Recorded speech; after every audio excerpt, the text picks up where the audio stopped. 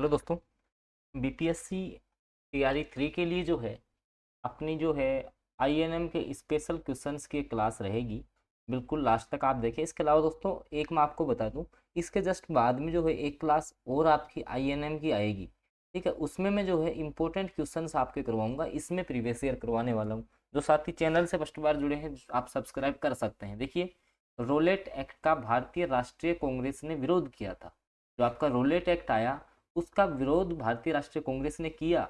इसका लक्ष्य क्या था भाई? रोलेट एक्ट मतलब अपन संज्ञा देते हैं इसको काला कानून की।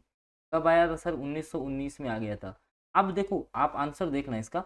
व्यक्तिगत स्वतंत्रता को सीमित करना, सही बात है भाई, किसी व्यक्ति की स्वतंत्रता को समाप्त कर रहा था, क्योंकि अपन संदेह के आधार पर ही किसी को गिरफ्तार करेंगे तो उसकी व्यक्तिगत स्वतंत्रता कहाँ रही। ठीक है, तो ऑप्शन ए सटीक रहेगा।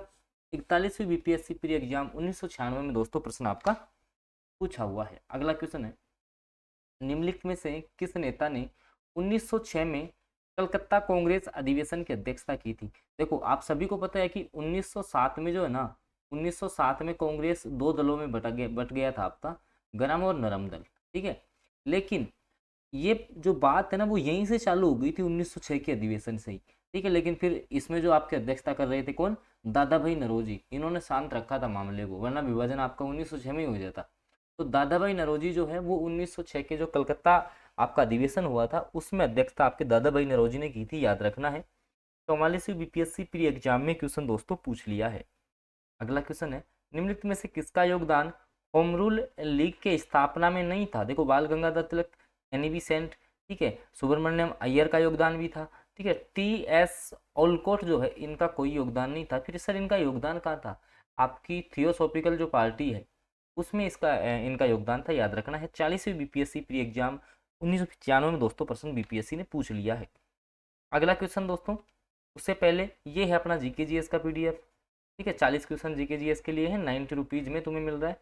इसके लिए इस नंबर पर आप लोग व्हाट्सएप मैसेज कर लिए, 40 में से 30 के आसपास आप पहुंच जाएंगे। ठीक है, जिसको भी चाहिए वो इस नंबर पे 6376703831 पे व्हाट्सएप मैसेज कर सकता है। कंप्लीट नोट्स भी अगर आपको किसी सब्जेक्ट के चाहिए तो वो भी आपको निर्धारित शुल्क के साथ में मिल जाएंगे। ठीक है, अगला क्वेश्चन आओ फिर। निम्न में से किस अधिनियम ने भारत में पृथक निर्वाचन मंडल का आरंभ किया? तो कौन सा अधिनियम आया जिसके कारण से जो है ना भारत में पृथक निर्वाचक मंडल आया? तो ये आपका आया था भारत परिषद अधिनियम जो 1909 है। ठीक है, इसी के बाद में जो है आपके मुसलमानों के लिए जो है अलग जो आपका पृथक निर्वाचन है वो आपका किया गया। ऑप्शन डी सटीक रहेगा। 66 बीपीएससी प्री एग्जाम 2020 में प्रश्न आया है। निष्क्रिय विरोध के सिद्धांत का प्रतिपादन किसने किया? निष्क्रिय जो विरोध है उसके सिद्धांत का प्रतिपादन किसने किया था? अरविंद घोष के द्वारा। किसके द्वारा किया गया था? अरविंद घोष। निष्क्रिय विरोध आपका सिद्धांत नाम आते ही किस पे जाओगे आप आंसर पे? अरविंद घोष। 47वीं बीपीएससी प्री एग्जाम 2005 में दोस्तों बीपीएससी ने प्रश्न आपसे पूछा है। ये जीके जीएस का पीडीएफ मैंने बता ही दिया है भैया आपको। ठीक है, इस नंबर पर व्हाट्सएप मैसेज करके आप ले सकते हो। अगला, अनुशीलन समिति थी नारी उत्थान के प्रति समर्पित, विधवा विवाह को प्रोत्साहित करने वाली, मजदूरों के कल्याण में रुचि रखने वाली, या एक क्रांतिकारी संगठन? अनुशीलन समिति जो थी ना वो आपका एक क्रांतिकारी संगठन था। ठीक है, 47वीं बीपीएससी प्री एग्जाम 2005 में दोस्तों क्वेश्चन आपका आ चुका है। देखिए भाई ये क्वेश्चन क्यों लेकर के आया हूँ मैं, बंगाल विभाजन की घोषणा कब हुई? एक तो शब्द है घोषणा, एक है कि बंगाल विभाजन प्रभावी कब हुआ। दो प्रश्न पूछता है ऐसे। एक तो बंगाल विभाजन की घोषणा होती है आपकी 19 जुलाई 1905 को, लेकिन प्रभावी आपका होता है, अगर प्रभावी शब्द पूछ लेना प्रभावी, तो प्रभावी आपका कब हुआ था? 16 अक्टूबर 1905 को, याद रखना है।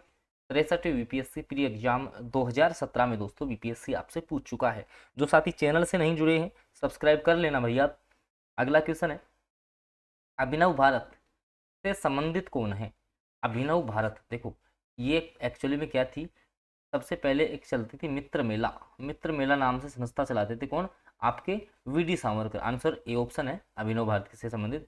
तो ये मित्र मेला नामक जो है संस्था चलाते थे, फिर इसी का नाम आगे इन्होंने चेंज किया और इन्हीं का नाम बदल कर दिया अभिनव भारत।